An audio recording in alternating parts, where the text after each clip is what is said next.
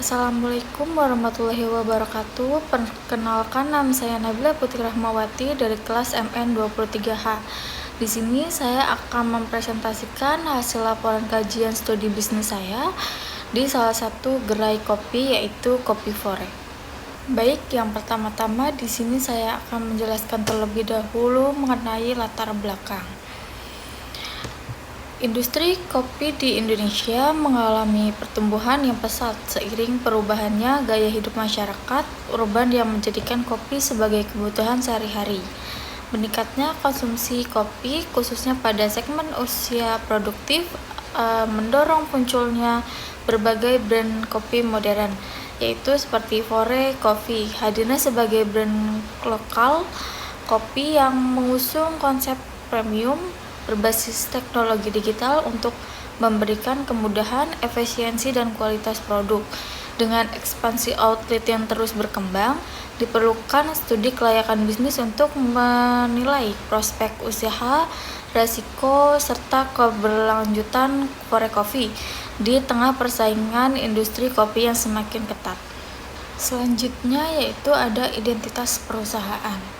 Di sini saya akan menjelaskan mengenai perusahaan yang ada di Jakarta ya.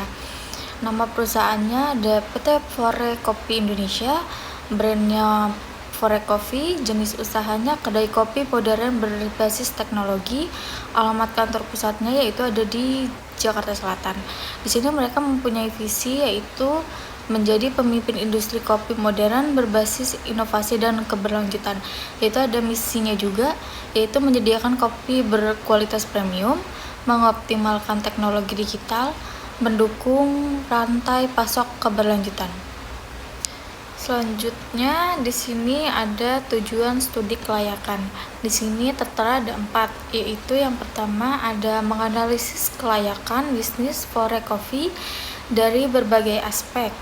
Dan yang kedua ada menilai potensi pasar dan daya saing usaha. Yang ketiga ada mengukur kelayakan finansial melalui proyeksi keuangan. Yang keempat atau yang terakhir ada menjadi dasar pengambilan keputusan bagi investor dan manajemen. Selanjutnya ada aspek teknis. Yang pertama ada lokasi usaha, pemilihan lokasi strategis di area dengan trafik tinggi yaitu seperti mall, perkantoran, dan kampus. Yang sebelahnya ada konsep toko, mempunyai konsep gerai minimalis modern dengan sistem coffee to go. Selanjutnya ada sistem operasional. Fore Coffee menerapkan sistem pemesanan digital melalui aplikasi sendiri yang terintegrasi dengan mesin POS. Selanjutnya ada peralatan dan teknologi produksi. Operasional didukung oleh peralatan standar internasional seperti mesin espresso komersial, coffee grinder, automatic milk, frother, chiller, dan ice machine.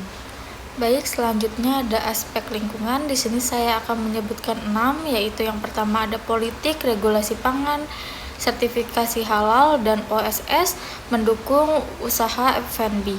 Yang kedua ada ekonomi, pertumbuhan ekonomi stabil, daya beli kelas menengah meningkat. Yang ketiga ada sosial, budaya ngopi menjadi gaya hidup masyarakat urban. Yang keempat ada teknologi, aplikasi pemesanan, cashless payment, dan data analistik. Yang kelima ada lingkungan, penggunaan kemasan ramah lingkungan dan pengurangan plastik.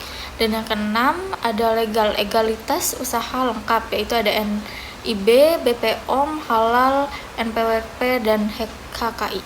Selanjutnya aspek pasar, yaitu yang pertama ada target pasarnya. Di sini usia yang menyukai itu ada 17-40 tahun, mahasiswa dan pekerja urban, dan konsumen digital atau cashless. Yang kedua ada potensi pasar, yaitu pertumbuhan industri kopi 8-15% per tahun. Terus ada nilai pasar kopi susu kekinian. Selanjutnya yang ketiga ada persaingan. Kompetitor utama ada Kopi Kenangan, Janji Jiwa, atau Starbucks. Keunggulan Fore ini brand premium lokal, aplikasi sendiri, dan kualitas konsisten. Dan yang keempat ada strategi pemasaran. Di sini ada digital marketing atau influencer, Terus ada program loyalitas dan sensasional menu dan kolaborasi brand. Selanjutnya aspek finansial. Di sini ada modal awal. Modal awal tersebut sebesar kurang lebih 345 juta merupakan total dana yang dibutuhkan untuk memulai usaha, meliputi biaya renovasi gerai, pembelian mesin kopi, peralatan bar, furnitur, serta modal kerja awal. Modal ini digunakan agar operasional tersebut dapat berjalan dengan lancar atau optimal sejak awal pembukaan outlet tersebut. Selanjutnya ada proyeksi laba. Proyeksi laba menunjukkan bahwa usaha Fore Coffee diperkirakan menghasilkan keuntungan setiap tahunnya yang terus meningkat. Pada tahun pertama, laba diproyeksikan sebesar 250 juta.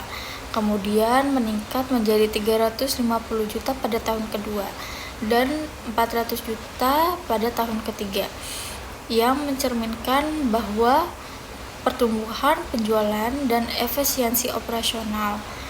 Terus ada BEP, yaitu Break Even Point, tercatat pada bulan ke-14, artinya pada bulan tersebut total pendapatan telah mampu menutup seluruh biaya operasional dan investasi awal, sehingga usaha memulai menghasilkan keuntungan bersih.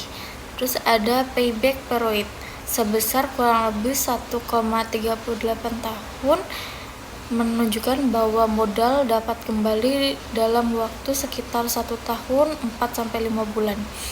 Waktu pengembalian ini tergolong cepat untuk usaha di bidang makanan dan minuman. Selanjutnya ada NPV atau Net Present Value.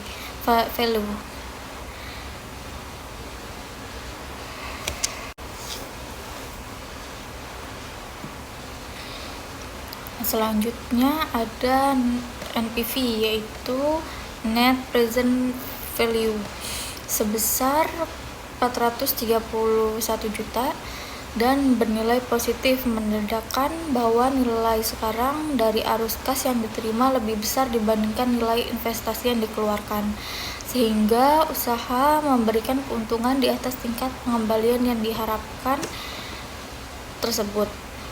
Terus ada IRR, yaitu Internal Rate of Return, sebesar 24-27% yang lebih tinggi dibandingkan suku bunga bank, menunjukkan bahwa tingkat keuntungan investasi Fore Coffee sangat baik dan lebih menarik dibandingkan menyimpan dana di bank. Yang terakhir ada kesimpulan berdasarkan analisis aspek pasar, aspek lingkungan, aspek teknis, dan aspek finansial. Fore Coffee dinyatakan layak dan prospektif untuk dijalankan. Usaha ini didukung oleh potensi pasar yang besar, operasional yang efisien, pemanfaatan teknologi digital, serta kinerja finansial yang menguntungkan. Dengan strategi yang tepat, Fore Coffee berpeluang berkembang sebagai brand kopi lokal yang berkelanjutan dan kompetitif.